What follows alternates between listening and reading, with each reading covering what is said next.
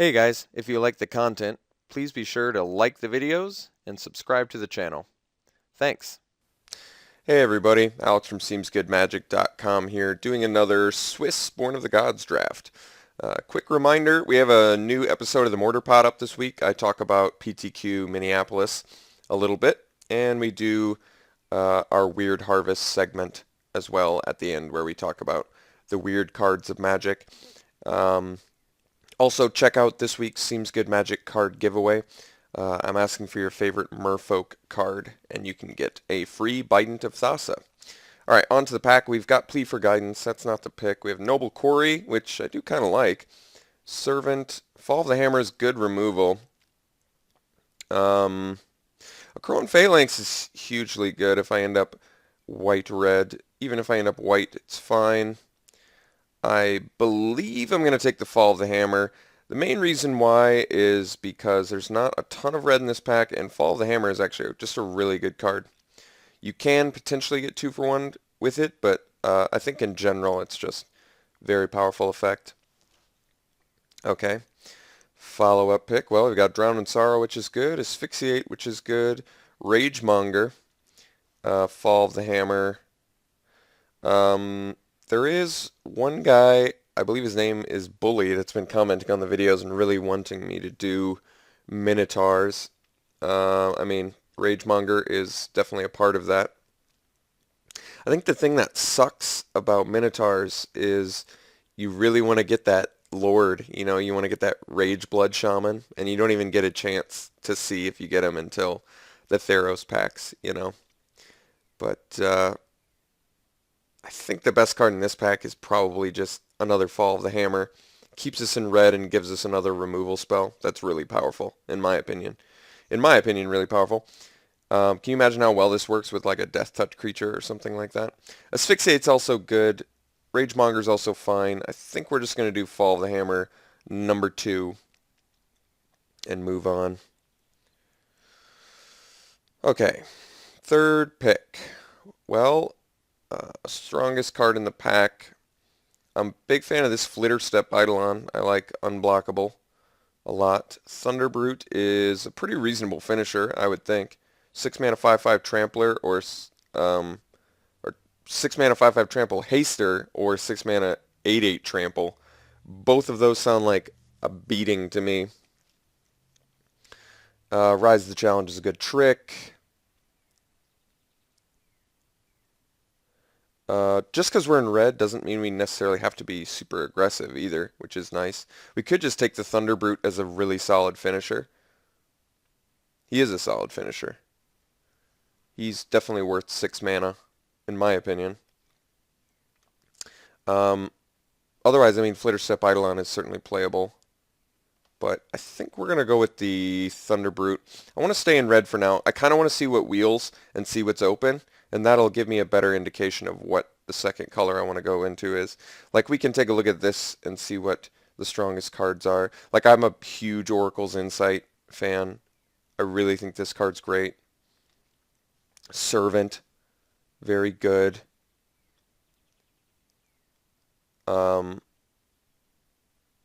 So yeah, I kind of just have a choice of what is the second color I would like to go into.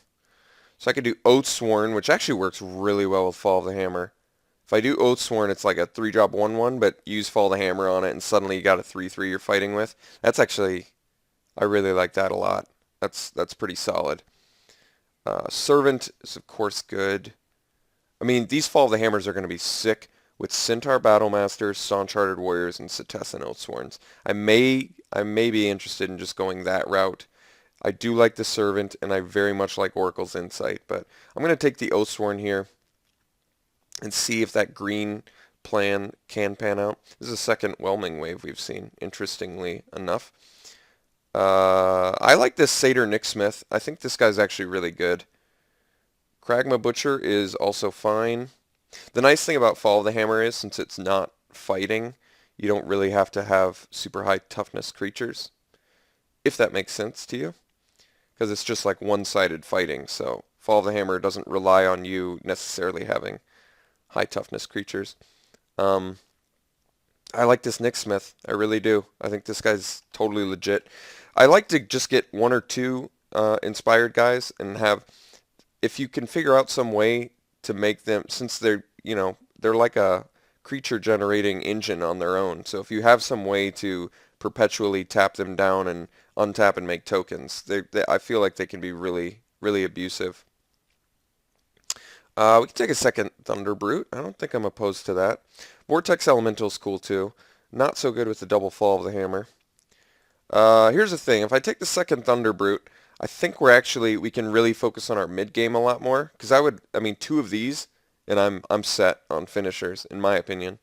So I think I'm just going to take the second Thunder Brute, and we're just going to start. We don't necessarily have to marry green. It looks like green is actually kind of getting cut. So perhaps we can just go into more blue territory. We can do like a blue-reddish, more control-y type of thing. Mid-range control. Divination is good. I think I like the Triton more, though. I love that bestow. And if people want to pass us blue, I can handle that. Epiphany Storm is going to be good synergy with, excuse me, Satyr Nicksmith, but let's take the Triton. I think it's just clearly better. Okay, options here. Well, there's some late black cards, which may be the indication we need that to go into black. If we do that, we could take the Weight of the Underworld. However, the Eternity Snare is actually a legit card too. It is another 6-drop, but this straight up just, I love that this is a way to completely stop the bestowed creature. Like if this punishes double bestowed creatures so much. That being said, it's also a 6-drop. But I think because we have the Triton, it's fairly late. I think we're going to take it. There's a pretty good chance we're going to end up red-blue here. Stratus Walk is certainly acceptable. I could see Stratus Walk playing really well with Satyr Nicksmith, so I can get behind that. Let's do it. Did table the Ragemonger. I'm going to take it here just because there's really nothing else. And if we open the... I mean, I guess we don't have any Minotaurs, but there's a ton of Minotaurs in Theros. So there's not a very good chance that we end up doing it, but I certainly don't want to feed it to another Minotaur player. Alright, this is great. The fact that we tabled Flitterstep Eidolon, I would say, is a tremendously good sign that blue is open. I think this card is actually just very strong in general.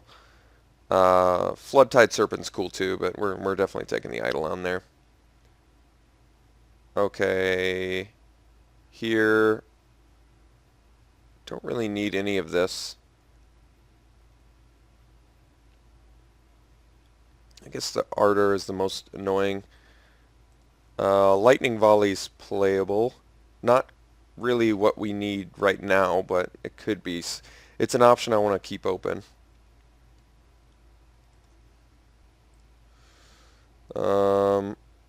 Neither of those matter.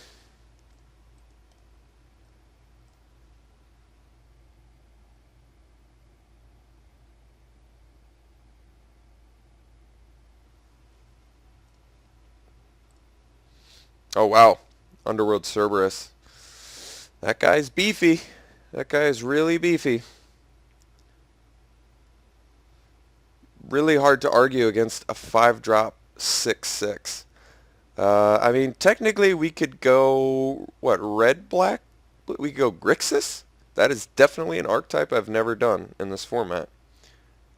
We will be needing some fixing if that's a real option we want to do. Underworld Cerberus might be worth it, but what else is in this pack that's... I mean, Ordeal of Perforos, hard to argue against that card. It's certainly good. Ordeal of Thassa, also very good. I think I like the Perforos more.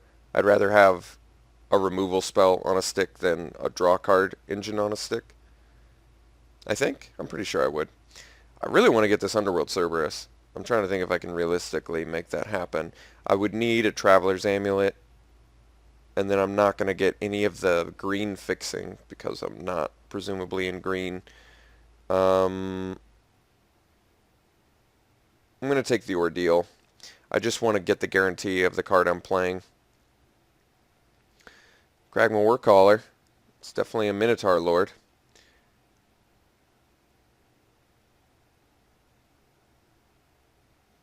There's the amulet.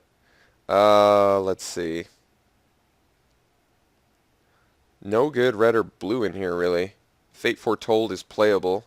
It's certainly not that interesting with what we've got so far.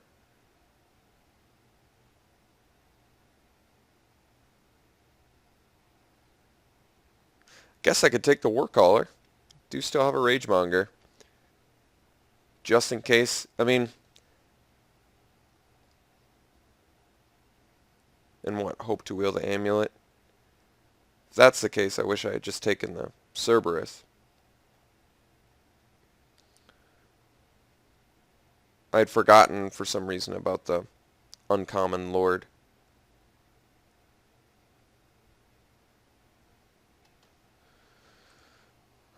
I think I'm going to take the Warcaller just in case Minotaurs for some reason pans out. Alright, here's our blue picks finally. Triton Tactics is a great card, but Nimbus Naiad I think is really what we're looking at.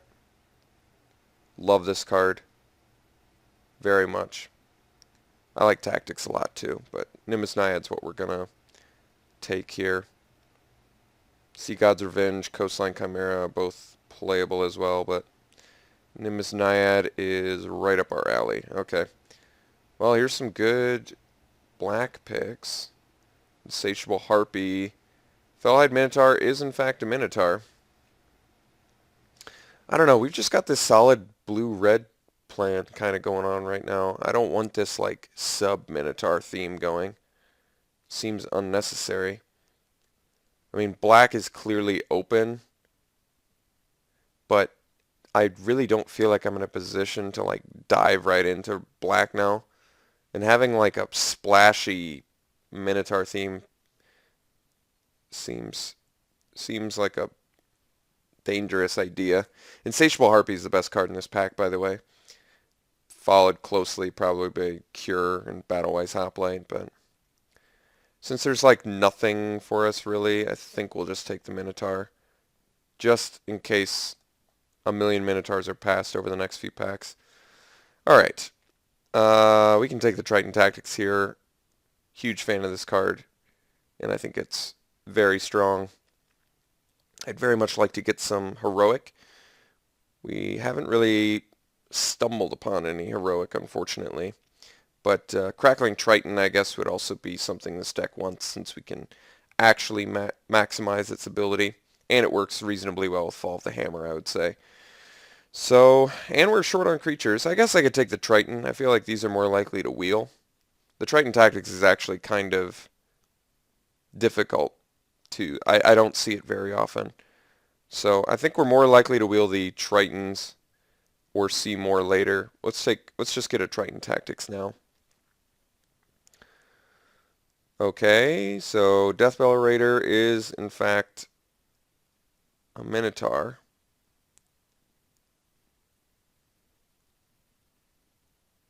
Not too much else in here anyway, so I guess we will go with the Raider.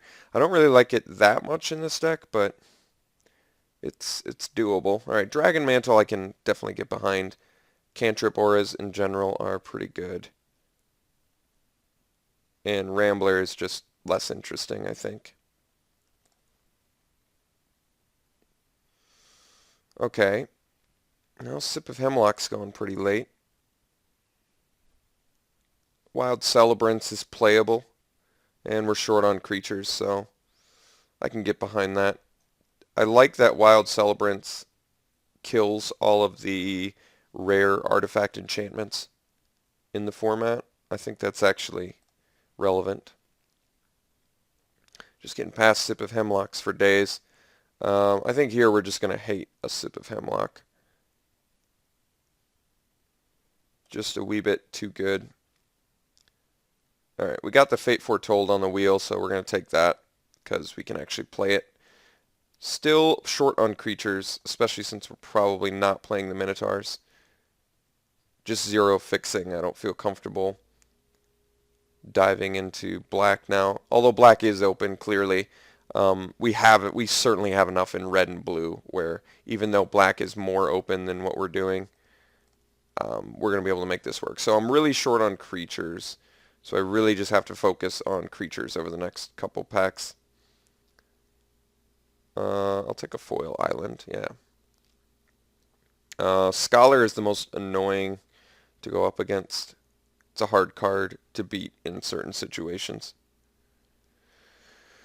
Alright, just in case we have to go into black for some reason, I'll pick up black when I can, but I feel like there's a pretty good chance we can finish this deck off over the next pack.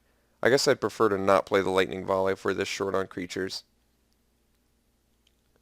So, okay, just need to focus on creatures in this pack because we are definitely short on creatures. Oh, and then we open a whip. That's harsh. But thankfully, we're actually okay. We've got some good options here. Ill-Tempered Cyclops, I think that card's great. We don't have any 4-drops. Stone Shock Giant is also very good. But this is actually, I think, since it's easier to make monstrous, I'd probably rather just take that.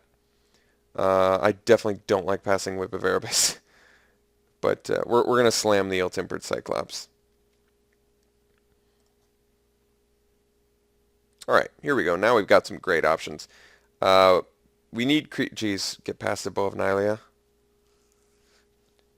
Don't know what to say about that. Wavecrash Triton, I think we're going to take that over the Flamespeaker Adept. We've got a good late game plan. Wavecrash Triton's going to buy us time.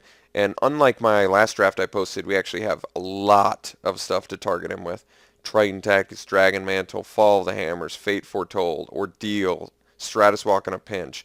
Bestow this guy, bestow that guy, that guy. We've got like all the targets for heroic and none of the heroic creatures. So Wavecrash Triton here is going to be a very welcome addition, especially since we're very short on creatures. More good black.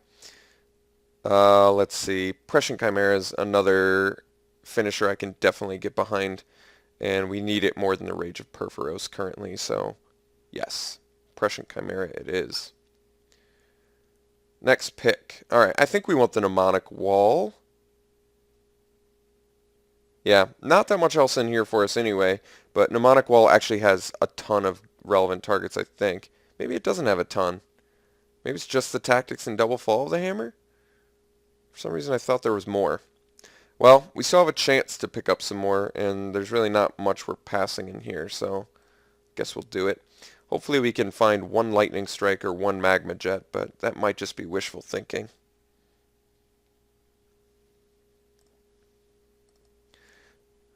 Great. Yeah, this pack's good. I think we just slam the Stone Shock Giant.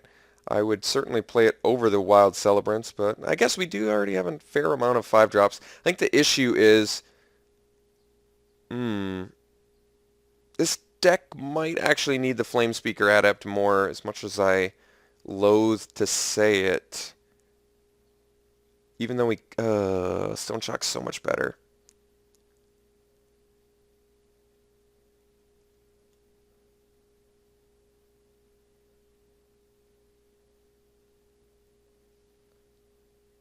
I gotta take the Flamespeaker. That's disappointing. I really didn't want to do that because Stone Shock's so good, but look at my late game already. Double Thunderbrute, Celebrants, it's like, I just need to make sure I'm doing stuff early. And I can't guarantee I'm going to do stuff early unless I've got the cards to support it. We could take Dissolve here over the second Prescient Chimera. I mean, I could take the Chimera, I guess, at this point and cut the Wild Celebrants. And that's really not that bad, but Dissolve is actually pretty playable, and it's something that I could see myself really wanting to do.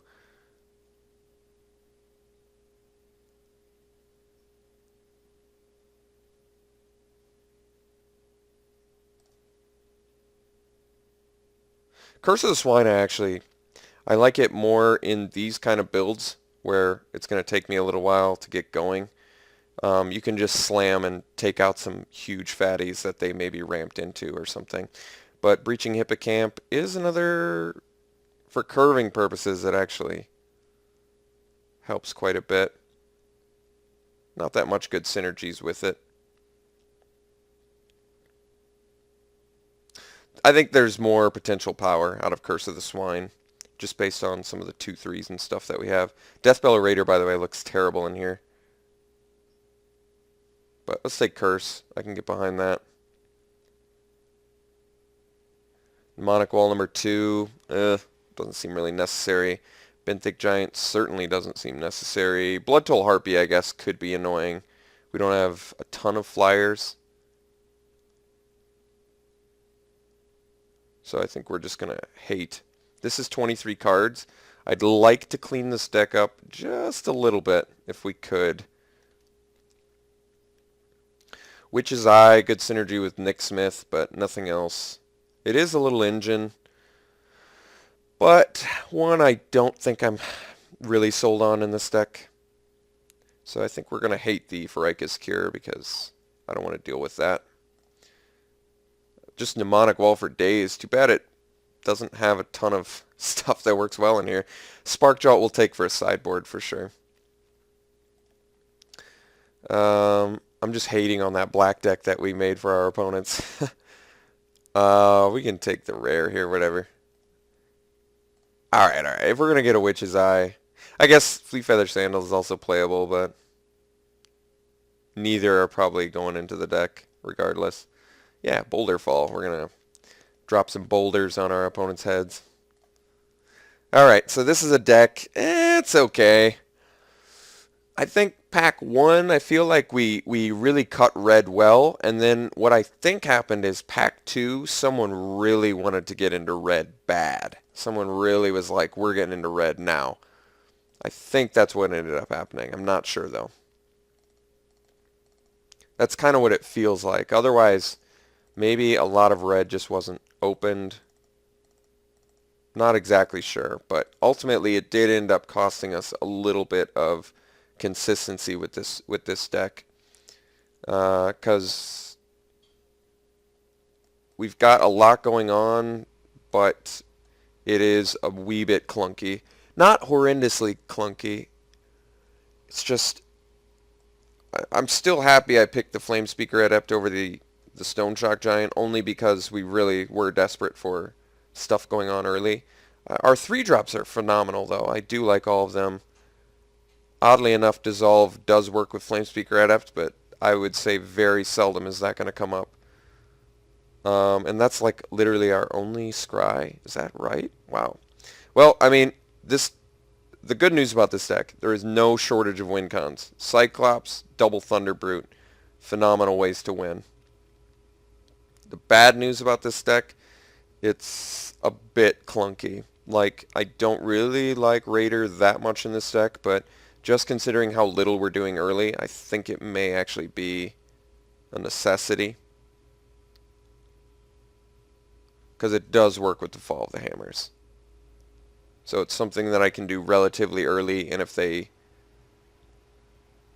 I don't know, they play something better, I could still kill something, perhaps. I think that's really all we can do with this deck. I don't like Mnemonic Wall in here. Is there anything I don't think I can replace it with anything, really. What do we have to bring back? Tactics and double Fall of the Hammer, and that's it. Oh, and the Dissolve. Okay. Since we can grab Dissolve and Removal with it, that actually does make it playable in here. Oh, and Curse of the Swine, too. Okay. There's enough targets for it. They're just a little bit awkward, and we're already a little bit clunky, which is a bit of an issue. But this should be fine, I think. Really is dependent on if we can hit 6 lands. They say 9/8 islands. Don't want to forget my foil. Do I want to do 9/8? Yeah, I guess I can. Well, I need double both ways, I guess, don't I? So which one do I need more early? I think I do need blue early more than I need. I need both. But I guess there are more blue 3-drops than there are red ones, so. There's more red double late, but I'm not sure that's super relevant. Let's do 9-8 blue. This deck is okay. Is satisfactory. Not great. Lightning Strike or a Magma Jet would have really, I believe, brought the power level up tremendously. But I think we're just going to have to be satisfied with this and see how we do. All right, I'll see you round one.